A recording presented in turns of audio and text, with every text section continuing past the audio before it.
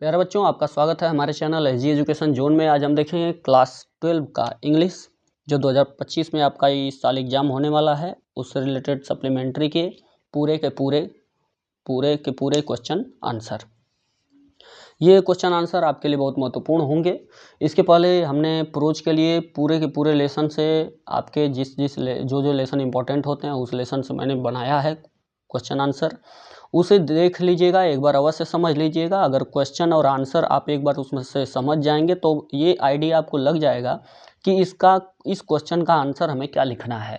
तो एक हिंदी का आइडिया आपका लग जाएगा, तो हिंदी के रूप में आपके दिमाग में याद हो जाएगा। तो आप क्लास 12 के स्टूडेंट हैं, आप अपने से ट्रांसलेट करके लिख सकते हैं, और जो बच्चे अपने से ट्रांसलेट करने की एबिलिटी नहीं रखते हैं वो उसे तैयार कर लेंगे। देखिए, आपकी परीक्षाएँ बहुत नज़दीक हैं। मुझे आशा है कि आप अपने जो एग्ज़ाम का प्रिपरेशन है बहुत ज़ोर शोर से कर रहे होंगे, क्योंकि ये लड़ाई बहुत नज़दीक है। तो इसलिए हम चलते हैं अपने इस पॉइंट पे। तो सप्लीमेंट्री का आज पूरा का काम ख़त्म कर देना है। इसी तरह प्रोज का भी ख़त्म हो चुका है। जो बच्चे नहीं देखे हैं वो जाकर अवश्य देख लें, और आगे भी कुछ इम्पोर्टेंट वीडियोज़ आएंगी आपके लिए जो बहुत महत्वपूर्ण होंगी अलग अलग पार्ट से। जैसे प्रोज का पार्ट रहा, ये सप्लीमेंट्री का आज पार्ट रहेगा। इसी तरीके से चीज़ें अलग अलग बदलती जाएंगी और आपके लिए बहुत इंपॉर्टेंट होता जाएगा। तो जो बच्चे इस चैनल पर नए हैं वो इस चैनल को सब्सक्राइब करें, और जिससे कि कोई भी इम्पोर्टेंट वीडियो आपको सबसे पहले मिले। अब नोटिफिकेशन आपको जो है वो मिलता रहेगा, जाता रहेगा। आगे देखिए, ये चलते हैं अपने पॉइंट पे। ये क्वेश्चन है आपका, क्वेश्चन यहाँ पे देख रहे हैं कि why did the tiger king decide to marry. Tiger king जो था वो उसने शादी करने का निश्चय क्यों किया। तो the tiger king suddenly decided, tiger king जो था वो अचानक निश्चय किया शादी करने का, टू मैरी, बिकॉज फर्स्टली, लेकिन शुरू में इसलिए कि ही वॉज ऑफ मैरिएबल एज, क्योंकि वह शादी की उम्र का हो गया था। एंड सेकेंडली, और दूसरी बात ये थी कि he wanted to kill 30 more tigers, क्योंकि वह अब 30 और बाघों को मारना भी चाहता था। In his father in law state, अपने ससुर के फादर इन लॉ के स्टेट मतलब राज्य में, in order to complete the tally of 100 tigers, क्योंकि उसे 100 बाघ मारने की पूर्ति करनी थी, 100 बाघ पूरा करना था मार के। तो इसलिए 30 बाघ कम हो रहे थे, तो उसने शादी करने का निश्चय किया। वैसे उसकी उम्र भी हो गई थी, और इसके साथ साथ वह उसका 30 बाघ भी पूरा हो जाएगा। फॉर दिस रीजन, इस कारण से ही विश्ड, उसने इच्छा किया, मैरी मतलब शादी करने का, ए गर्ल मतलब एक ऐसी लड़की से, इन द रॉयल फैमिली जो राजसी परिवार की हो, ऑफ ए स्टेट मतलब किसी राज्य की, with a large tiger population, यानी जिस राज्य में सबसे अधिक संख्या में बाघ रहेंगे उस राज्य की एक राजसी परिवार की एक लड़की से शादी करने का उसने निश्चय किया, केवल 30 बाघ पूरा करने के लिए। अगला जो था कि what was the astrologer prediction about the tiger king death, यानी कि टाइगर किंग के मौत के बारे में जो ज्योतिषी थे उनका क्या प्रेडिक्शन, क्या भविष्यवाणी थी, इसको आपको पूछ रहा है कि क्या भविष्यवाणी थी। तो यहाँ पे आप देखें कि जो at the tiger king birth, यानी कि जो टाइगर किंग का जन्म हुआ था उस समय रॉयल एस्ट्रोलॉजर्स, यानी जो राजसी जो ज्योतिषी थे, उन प्रेडिक्टेड दैट, उन लोगों ने भविष्यवाणी किया कि he would grow up as a great warrior, कि वह बड़ा होके एक महान योद्धा बनेगा, हीरो बनेगा और चैंपियन बनेगा। They also predicted his death by tiger, उन लोगों ने यह भी भविष्यवाणी किया कि उसकी बाघ से मृत्यु हो जाएगी। अगला क्वेश्चन आपका है कि how did the tiger save his throne, यानी टाइगर किंग ने अपना सिंहासन कैसे बचाया। तो अपना टाइगर किंग ने अपना सिंहासन कैसे बचाया, इसके लिए the Maharaja had annoyed the visiting senior British officer over the issue of tiger hunting. तो अब क्या है कि जो राजा थे वह गुस्सा हुए और नाराज हुए, किससे, जो आया हुआ जो सीनियर यानी कि वरिष्ठ जो अधिकारी था ब्रिटिश ऑफिसर, उस पर over the issue of tiger hunting, यानी कि वह जब बाघ का शिकार करने की बात किया तो उस पर वह बड़े नाराज हुए। एंड स्टूड, और खड़े हो गए, in danger of losing his kingdom, और जब वो उसे रोक दिए यानी उससे मना कर दिए, तो इसके बाद क्या हुआ कि वह उनका जो राज्य था वह खतरे में पड़ गया। इटसेल्फ मतलब खुद ही खतरे में पड़ गया। तो सो इसलिए महाराजा एंड द दीवान, इसलिए महाराजा और दीवान ने डिसाइडेड मतलब निश्चय किया टू पैलेसेट यानी कि and pacify the officer through bribe by sending gifts of expensive diamond ring to the दुरासाइनी।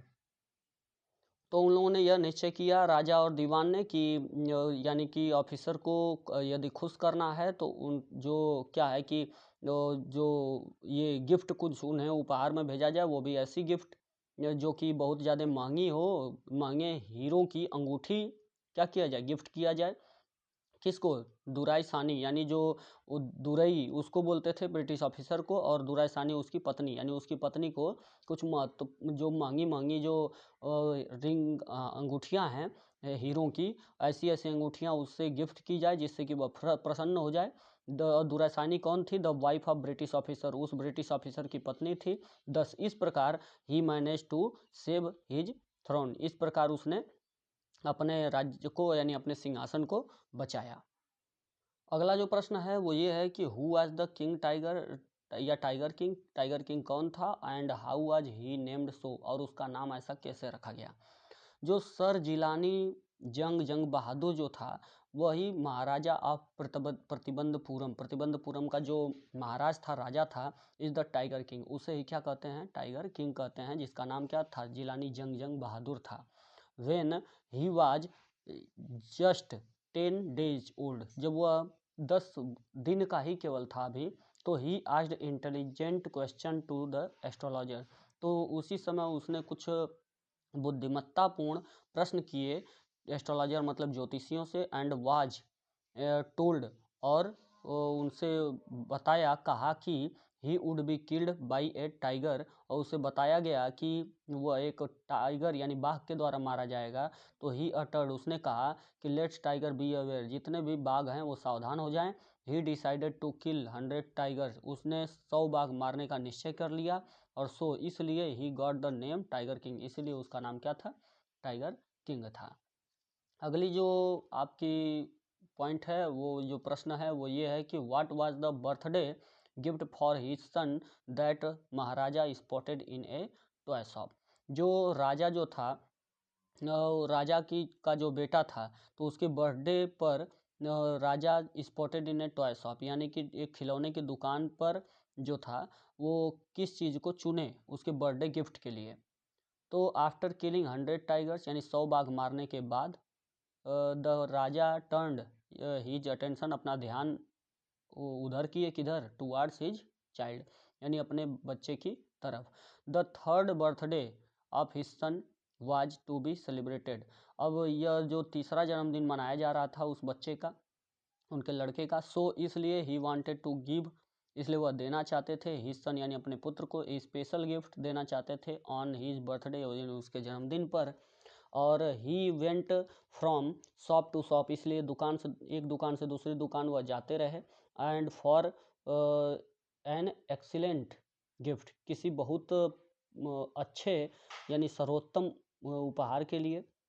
Ultimately अचानक क्या हुआ कि ए toy shop attracted his attention, एक खिलौने की दुकान ने उन्हें आकर्षित किया, उनके ध्यान को खींचा, and he decided to gift his son, अपने जो लड़के को वह गिफ्ट यानी उपहार देने का निश्चय किए, विथ ए वुडन टाइगर, यानी एक लकड़ी का बाघ देने का निश्चय किए।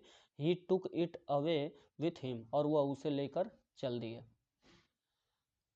अगला जो प्रश्न है वो ये है कि how did the Maharaja in the story, यानी कि कैसे राजा जो थे इस कहानी में, जो कहानी है द टाइगर किंग नाम की कहानी के में जो राजा हैं वह इवेंचुअली किल द 100 टाइगर, यानी कैसे 100 टाइगर यानी 100वें बाघ को मारे। इरोनिकली क्या था कि यानी कि भाग्यवश the 100 tiger is not killed by the tiger king, भाग्यवश क्या हुआ कि 100वां बाघ तो नहीं मारा गया राजा के द्वारा। द टाइगर फेल इन ए क्रम हेप, यानी वह एक ढेर की तरह गिर गया केवल। When the Raja shoot tiger, जब टाइगर को वह क्या किए, मारे, गोली चलाए उसके ऊपर, तो वह अचानक क्या हुआ, एक ढेर की तरह गिर गया। बट लेकिन द बुलेट हैड मिस्ड, लेकिन गोली चूक चुकी थी। एंड टाइगर हैज फेंटेड, और जो राजा जो फेंटेड मतलब जो बाघ था वह फेंटेड मतलब बेहोश हो गया था। From the shock of bullet, यानी कि गोली के झटके से केवल विजिंग पास्ट जो उस गुजरी थी केवल उसी के डर से वह केवल क्या हो गया था, बेहोश हो गया था। द टाइगर वॉज अलाइव, लेकिन टाइगर क्या था, जिंदा था। The hunters then wonder what they should do, अब जो शिकारी थे उन्होंने ऐसा जब जाना तो वे उन्हें ये समझ में नहीं आ रहा था कि वो उन्हें अब करना क्या चाहिए। दे रियलाइज्ड, वे उन लोगों ने ये एहसास किया या सोचा कि if the raja came to know this, यदि इस बात को जानेंगे राजा तो they would could lose their job, तो उन्हें अपनी नौकरी छोड़ना पड़ेगा। So one of the hunter, इसलिए उसमें से एक शिकारी ने, शिकारियों में से एक शिकारी ने टाक्स मतलब टेक एम मतलब उसने लक्ष्य साधा एंड शूट द टाइगर, और टाइगर को गोली मार दी। अगला जो प्रश्न है वो ये है कि what did the author realise reaching Antarctica, यानी अंटार्कटिका पहुंचकर लेखक को ने क्या एहसास किया। और how did the author feel, लेखक कैसा महसूस किया व्हेन ही रीच अंटार्कटिका, जब अंटार्कटिका पहुंचा। पूछने का तरीका अलग है लेकिन प्रश्न एकदम सेम टू सेम यही है, तो आंसर आपका एक ही होगा। जैसे द राइटर्स फर्स्ट इमोशन, जो लेखक की पहली जो भावना थी ऑन रीचिंग मतलब पहुंचने की Antarctica, was that of relief, वो बड़े आराम की थी।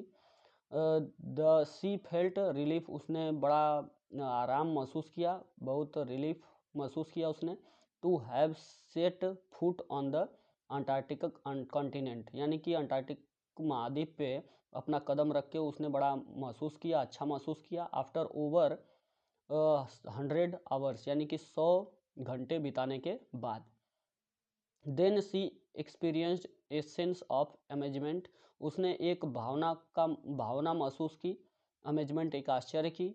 ऑन सीइंग मतलब देखकर, इट वास्टनेस यानी उसकी विशालता देखकर, यानी उस अंटार्कटिक महाद्वीप की विशालता देखकर उसने बड़ा महसूस किया, क्या, एक अलग भावना, आश्चर्य की भावना उसने महसूस की। एंड इमेंस वाइट लैंडस्केप, और क्या देखकर, एक विशाल सफ़ेद धरातल देखकर उसने बड़ा आश्चर्य महसूस किया। विच डेजल्ड हिज आई, जो उसकी आंखें खोल दी।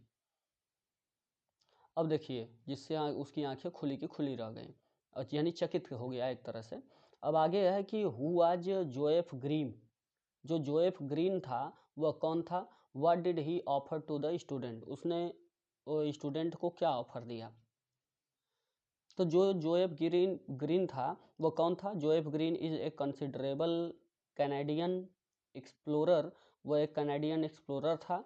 और who aims at organize student on ice, यानी कि बर्फ पर विद्यार्थी नाम का एक संगठन का वह क्या था, लक्ष्य पूरा कर रहा था।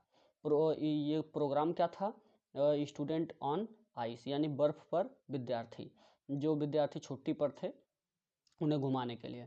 Programme by taking high school student, उस प्रोग्राम में कौन भाग लिए थे, हाई स्कूल के विद्यार्थी भाग लिए थे। To the end of the world, जो दुनिया के अंत तक जाने का काम कर रहे थे। ही थिंक, वह सोचता है कि it most essential to provide the student with inspiring education opportunity, यानी एक प्रेरणा स्रोत, शिक्षा से संबंधित जो अवसर प्रदान किया जाए बच्चों को, यानी कि महत्वपूर्ण अवसर प्रदान करने का उसने सोचा। टू नो, जिससे कि जाना जाए कि more about the at the Antarctica, यानी अंटार्कटिक महाद्वीप के बारे में और अधिक जाना जाए, इसलिए उसने स्टूडेंट ऑन आइस नाम का प्रोग्राम उसने रखा। और हाई स्कूल के विद्यार्थियों को एक अवसर के तौर पे, एक शैक्षिक अवसर के तौर पे और प्रेरणा स्रोत अवसर के तौर पे वह लेके गया। अब आगे क्या है कि how is Antarctica the perfect place to student environment changes, यानी कि पर्यावरण जो परिवर्तन होता है उसके अध्ययन के लिए अध्ययन करने के लिए अंटार्कटिक जो है वह अच्छा स्थान क्यों है स्टडी के लिए। तो अंटार्कटिक है क्योंकि बिकॉज ऑफ मतलब के कारण, किसके कारण, इट्स सिंपल इकोसिस्टम, जो इसका परितंत्र है एक साधारण सा परितंत्र, उसके कारण यह क्या है अंटार्कटिक जो है। एंड लैक ऑफ बायोडाइवर्सिटी, और वहाँ पे जैव विविधता की जो कमी है, is the perfect place to study, इसलिए यह क्या है, सबसे अच्छा स्थान है क्या करने का, अध्ययन करने का। How little changes in the environment, की पर्यावरण में कैसे कैसे परिवर्तन होते हैं उसको जानने के लिए। कैन हैव बिग रिपरक्यूजन, जिससे एक बड़ा अंतर समझ में आता है। द सिंगल सेल्ड प्लांट, जो एक कोशिकीय जो पौधे होते हैं, फाइटोप्लैंक्टन जो है, आर द ग्रास, एक प्रकार का ग्रास होता है, घास होता है।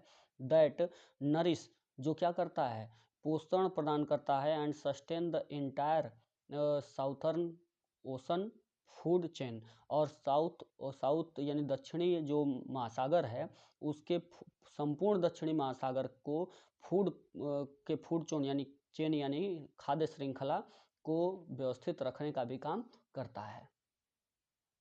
अगला जो प्रश्न है वो ये है कि describe the environment of Antarctica, यानी अंटार्कटिका के इन्वायरमेंट का वर्णन कीजिए, यानी कि अंटार्कटिका का पर्यावरण कैसा था, वातावरण कैसा था।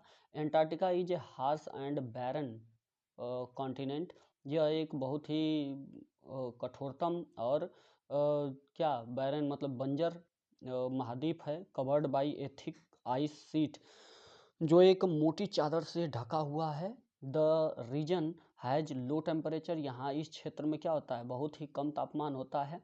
लिटिल प्रेसिपिटेशन, और इसमें कुछ अवक्षेपित कुछ अंश होते हैं। एंड लिमिटेड प्लांट लाइफ, और बहुत सीमित मात्रा में कहीं कहीं केवल पौधे का जीवन, यानी जो पादप जीवन होता है, पेड़ पौधों का जीवन, वो दिखाई देता है।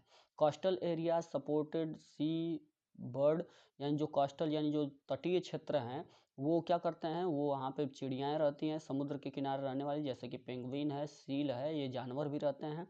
वाइल, जबकि मैरीन यानी लाइफ, जो मछलियों का जीवन कहा जाए, तो सच एज क्रील नाम की और वेल मछली होती है। And fish thrive in surrounding water, और मछलियाँ होती हैं, और बहुत सारी मछलियाँ जो कि इस पानी के चारों तरफ रहती हैं।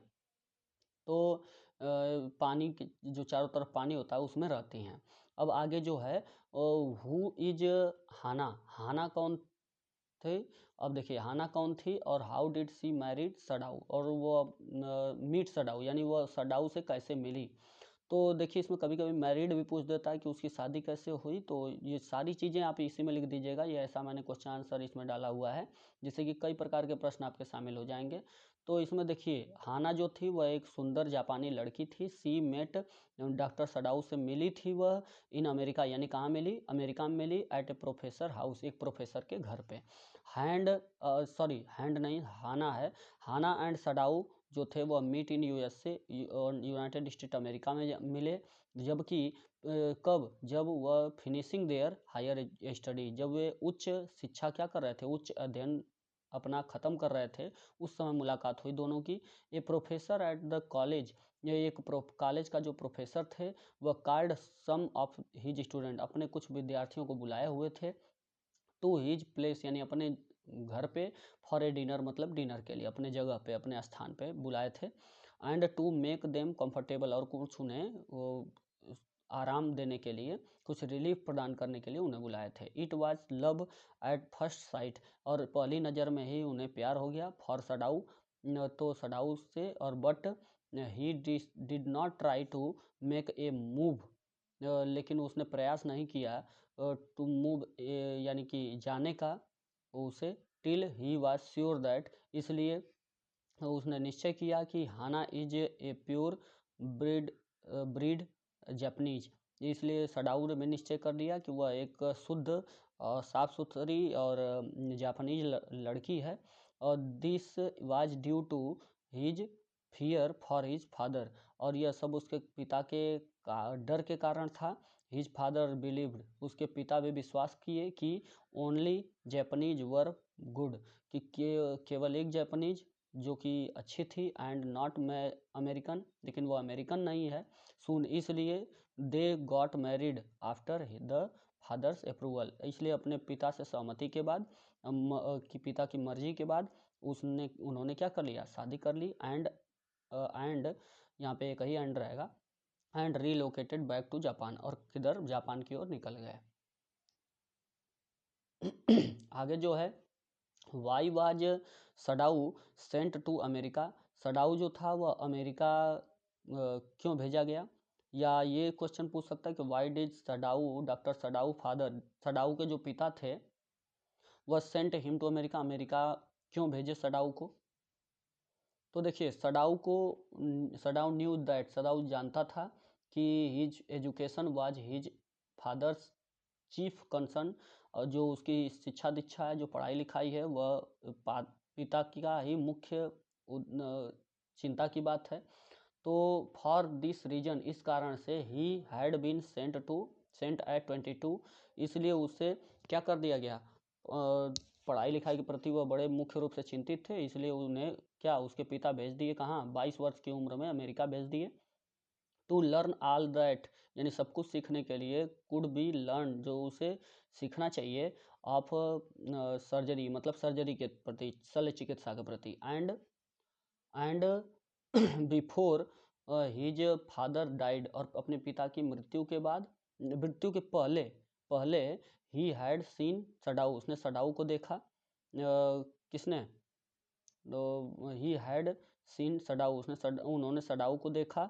Became famous not only as a surgeon, यानी कि एक प्रसिद्ध होते हुए उसके पिता ने सडाऊ को देखा, क्या, एज ए सर्जन, यानी एक शल्य चिकित्सक के तौर पे, बट एज, बल्कि एक वैज्ञानिक के तौर पे भी उसे प्रसिद्ध होते देखा उसके पिता ने।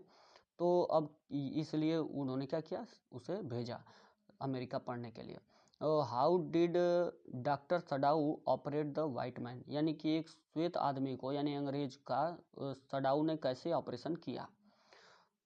तो डॉक्टर सडाऊ जो था वह एक जापानीज डॉक्टर था, who is an expert surgeon and scientist, जो एक क्या था, एक्सपर्ट सर्जन और साइंटिस्ट था।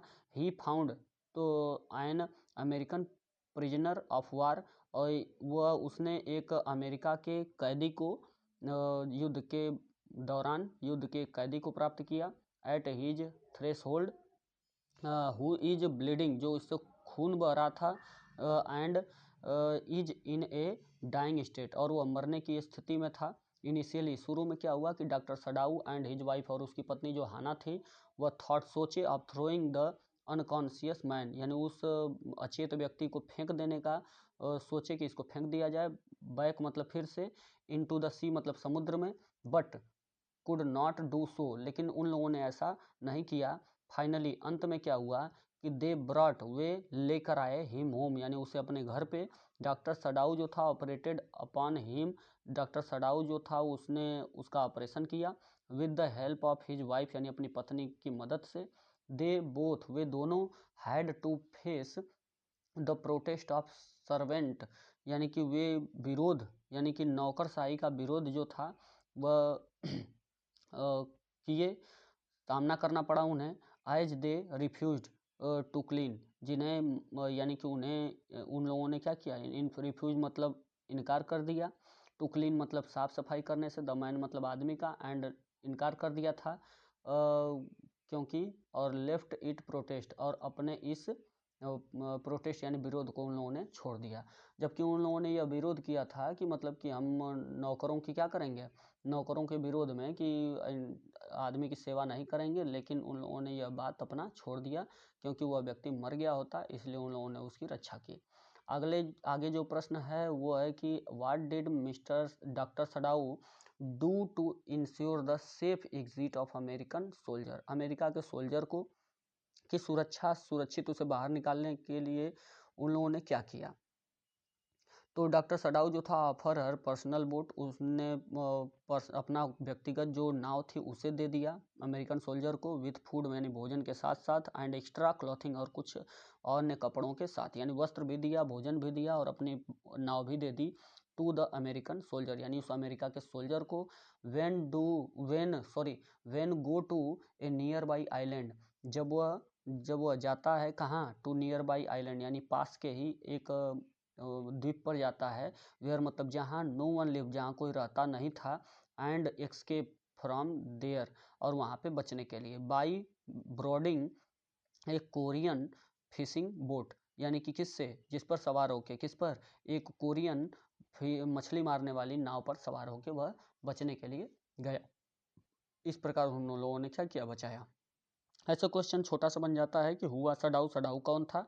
तो doctor Sadao Hoki was an eminent Japanese surgeon and scientist. यानी जो सडाऊ था उसका पूरा नाम क्या था? Doctor Sadao Hoki. जो थे वह कौन थे? एक प्रसिद्ध जो या विख्यात जापान के सर्जन मतलब शल्य चिकित्सक थे, ऑपरेशन करने वाले, एंड साइंटिस्ट और एक वैज्ञानिक भी थे, एक एक्सपर्ट वैज्ञानिक भी थे, जापान के एक डॉक्टर थे। आगे जो प्रश्न है कि who is mister lamp, mister lamp कौन था? तो mister lamp is an old man. Mister lamp एक क्या थे? एक बूढ़े व्यक्ति थे। अगला जो प्रश्न है वो ये है कि what was third level, third level क्या था? वेयर वाज इट सिचुएटेड, और यह कहाँ मौजूद था? तो third level was the Subway of the grand Central station. जो सबवे जो यानी जो थर्ड लेवल था वह एक भूमिगत रेल का रास्ता था। जो स्टेशन था किसका? ग्रैंड सेंट्रल स्टेशन का एक भूमिगत रेलवे था, मतलब एक जमीन के नीचे चलने वाला रेल मार्ग था। That takes passenger to Galesburg, जो पैसेंजर को गेल्सबर्ग इलिनॉइस के लिए लेके जाता था। वह एक स्टेशन था, ग्रैंड सेंट्रल स्टेशन का एक भूमिगत लेवल यानी थर्ड लेवल, तीसरा तल था। The third level was a medium, वह एक माध्यम था, ऑफ स्केप यानी बचने का, for Charlie on the station, यानी चार्ली स्टेशन पर चार्ली के लिए बचने का एक माध्यम भी कहा जाता था। कौन था? Third level. अगला जो प्रश्न है वो ये है कि what did Sam write in his letter to Charlie. Sam जो था वह चार्ली को के लिए जो पत्र लिखा था उसमें वह क्या लिखा? या व्हाट हैड साम रिटन, शाम ने क्या के द्वारा क्या लिखा गया? In his letter to Charlie, Charlie के लिए जो पत्र उसने लिखा था उसमें क्या लिखा गया? तो साम रोट दैट, शाम ने यह लिखा कि Charlie was saying true, Charlie बहुत सही कह रहा था। शाम का मतलब शाम विनर, जो आपका कौन था? यह एक साइकेट्रिस्ट फ्रेंड था। तो किसका? चार्ली का। तो शाम कौन था? चार्ली का एक मनोचिकित्सक मित्र था। तो इस तरीके से मनोवैज्ञानिक मित्र। तो शाम ने वो चार्ली को लिखा था कि चार्ली तुम सही कह रहे थे। He always wrote wanted to believe, वह भी हमेशा विश्वास करना चाहता था, in the idea of third level, third level के विचार के बारे में, अब थर्ड लेवल की बात को पे वह भी विश्वास करना चाहता था। नाउ दैट, अब जो है, ही इज देयर हिमसेल्फ, वह खुद वहीं पे है, थर्ड लेवल पे ही इनकरेज चार्ली, उसने चार्ली को भी साहस दिया, एंड लुइसा, और लुइसा को भी, कि to never stop looking for it, कि इसे खोजना कभी बंद मत करना, खोजते रहना, तुम एक दिन पा जाओगे। अब क्या है? Y could Charlie never again find the third level, third level को चार्ली दोबारा से फिर कभी क्यों नहीं पा सका? Charlie could never find again third level, Charlie third level को कभी नहीं पा सका, बिकॉज क्योंकि थर्ड लेवल जो था वो आज existed in his fantasy only, केवल उसके एक जो मन की एक गणंत थी वही केवल थी। वी कैन से दैट, हम कह सकते हैं कि the third level was a medium of escape for Charlie, केवल चार्ली के बचने का एक क्या था? माध्यम था। It was only his escapist fantasy, यानी वह उसके बचने का एक केवल तरीका था, जरिया था। अगला जो प्रश्न है वो ये है कि what did the psychiatrist friend, यानी जो शाम था ऑफ चार्ली, चार्ली का जो साइकेट्रिस्ट फ्रेंड था शाम विनर, टेल हिम, यानी उसे बताया, when Charlie told him about the third level at Grand Central Station, यानी कि उसने क्या कहा चार्ली से, क्या बताया? उसके third level grand Central station के थर्ड लेवल के बारे में जब चार्ली उससे बताया तो वह उससे साइकेट्रिस्ट फ्रेंड जो था शाम विनर क्या कहा? जो साइकेट्रिस्ट फ्रेंड था उन interrupted Charlie finding the third level, वो उसने चार्ली के थर्ड लेवल के प्राप्त करने वाली बात या खोजने वाली बात पे उसने विरोध किया। Was the result of stress, और उसने यह कहा उसमें कि यह केवल तुम्हारे चिंता का, तुम्हारे फियर मतलब डर का, एंड इनसिक्योरिटी असुरक्षा का ही एक रिजल्ट मतलब परिणाम है कि तुम्हें थर्ड लेवल जैसा दिखाई दे रहा है ऑफ द मॉडर्न वर्ल्ड, यानी इस आधुनिक दुनिया में, लेकिन ऐसा कुछ है नहीं। ही एक्सप्लेन टू हिम, वह उससे यह भी वर्णन करता है कि द स्ट्रेस एंड फियर जो थकान और जो तनाव है एंड फियर जो डर है had urged him to find an escape to a world, तो वो दुनिया से तुम बचना चाहते हो, अपने आप को सुरक्षित रखना चाहते हो। और क्या था कि वर्ल्ड दैट वाज पीसफुल, और यह बताता है कि उस समय की दुनिया जो थी वह क्या थी, बहुत शांतिपूर्ण थी। And had plenty of leisure, और उस समय यानी कि बहुत ही समय अधिक था, और आजकल के समय में समय नहीं है। ही आल्सो टोल्ड हिम, वह उसे यही बताता है कि और वह उसे यह भी बताता है कि यह तुम्हारी जो हॉबी है, मतलब कि जो तुम्हारी आदत है कि स्टाम्प कलेक्शन करते हो, तो आल्सो वाज आल्सो रिस्पॉन्सिबल, यह भी जिम्मेदार है फॉर दिस अनयूजुअल एक्सपीरियंस, यानी इस जो अनयूजुअल एक्सपीरियंस जो तुम्हारा हो रहा है, जो तुम्हें अनुभूति हो रही है, उसका यह भी जिम्मेदार है। अगला प्रश्न है कि how did Charlie enter the third level, Charlie जो था वह थर्ड लेवल में कैसे पहुंचा। तो वन डे, एक रात क्या हुआ कि चार्ली जो था वह देर तक काम करके अपने ऑफिस से चला, यानी देर तक काम किया अपने ऑफिस में। देन ही वाज इन ए हरी, वह जल्दी में था, to get back his apartment, कि अपने घर पे जल्दी से पहुंच जाएं, अपने रूम पे। सो इसलिए ही डिसाइडेड टू टेक, इसलिए उसने निश्चय किया कि क्यों न सबवे पकड़ लेते हैं फ्रॉम ग्रैंड सेंट्रल स्टेशन पे जाके। He went down the steps, वह सीढ़ियों से नीचे गया, ग्रैंड सेंट्रल स्टेशन पर सीढ़ियों से नीचे गया। And come to the first level, और फर्स्ट लेवल पे आया। Then he walk down to the second level, और उसके बाद वह सेकेंड लेवल पे आया। फ्रॉम वेयर, मतलब जहाँ से the sub urban train left, जहाँ पे की कुछ जो छोटे शहरों के लिए जो ट्रेनें चलती हैं वहाँ पे आ गया। ही ड्यूक्ड इनटू ए आर्क डोर, और जो ही वह किसी एक वक्राकार दरवाजे में घुसा, that headed to the subway, जो कि सबवे के एकदम नीचे जाता है। तो then he got lost knowing, तो knowing that he was going wrong, तब भी उसे अचानक यह जानकारी होती है, उसे लगता है कि वह गोइंग रॉन्ग, कि वह कहीं गलत जगह जा रहा है।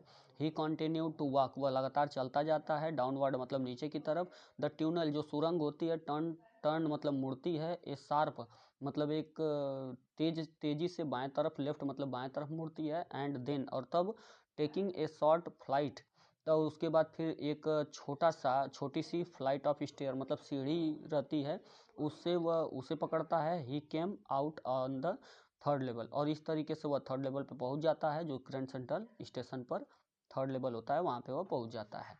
तो ये तरीका था उसके पहुंचने का। अगला जो प्रश्न है वो ये है आपका कि वाई डिड साम बाई ओल्ड करेंसी ऑफ $100, यानी $100 का पुरानी करेंसी साम ने क्यों खरीदा, और what did he do with it, और उसने उसका किया क्या। तो साम बीनर जो था, जो चार्ली का साइकेट्रिस्ट फ्रेंड था, तो वो उसने $800 खरीदा ऑफ ओल्ड स्टाइल, यानी पुरानी मुद्रा का, टू स्टेब्लिश हिज बिजनेस, अपना बिजनेस चलाने के लिए, इन ओल्ड गिल्सबर्ग, यानी पुराने गेल्सबर्ग में अपना बिजनेस चलाने के लिए खरीदा। ही कुड डू, वह ऐसा किया भी। And he certainly can not go back to his old business, और इस तरीके से वो अपने पुराने बिजनेस पर कभी जा नहीं पाया। वेन एंड हाउ, और कब और कैसे डिड चार्ली फाइंड साम लेटर, चार्ली ने पत्र प्राप्त किया।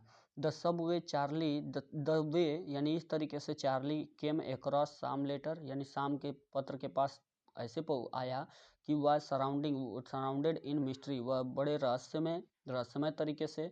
Among his oldest first day cover, जो उसके पुराने रखे हुए जो फर्स्ट डे कवर थे, ही फाउंड, जिन्हें वह पाया, एन इन्वेलप, उसी में एक लिफाफा पाया। वो द इन्वेलप, जो लिफाफा था वह कंटेनिंग द लेटर, उसमें पत्र था। Bore the address of his grandfather, जो उसके दादाजी के पते पर लिखा हुआ था। It was written on July 18, यानी 18 जुलाई 1894 का लिखा हुआ था।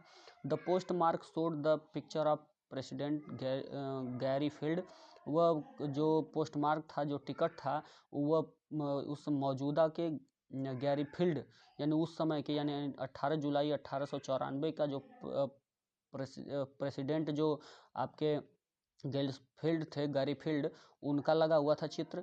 जनरली, सामान्य रूप से, द फर्स्ट डे कवर, जो फर्स्ट डे कवर होता है, हैज ब्लैंक पेपर, वह एक खाली कागज होता है, इन देम मतलब उनके बीच, but this one content a letter, लेकिन यह एक ऐसा था जो क्या था, जिसमें पत्र था। अगला जो प्रश्न है आपका ये है कि who was Sam Winner, Sam Winner कौन था, और what did he write in his letter to Charlie, और उसने अपने पत्र में चार्ली के बारे में क्या लिखा। तो साम विनर जो था वह चार्ली का मित्र था। He wrote in his letter to Charlie, उसने चार्ली के लिए अपने पत्र में यह लिखा कि he had found the third level, कि मैंने थर्ड लेवल पा लिया है, मुझे मिल गया है। ही हैड रीच्ड देयर, वो वहाँ पे मौजूद है, पहुँच चुका है। Sam was saying in his letter, Sam अपने पत्र में यह भी कहता है कि ही वाज स्टेइंग देयर, वह वहाँ पे रह भी रहा है, इन गेल्सबर्ग इलिनॉइस में, सिंस चूँकि लास्ट कब से, लास्ट 2 वीक यानी पिछले 2 सप्ताह से रह भी रहा है, एंड वाचिंग और देख रहा है, वेरियस एक्टिविटी यानी कि अलग अलग प्रकार की चीज़ें देख रहा है, काम देख रहा है।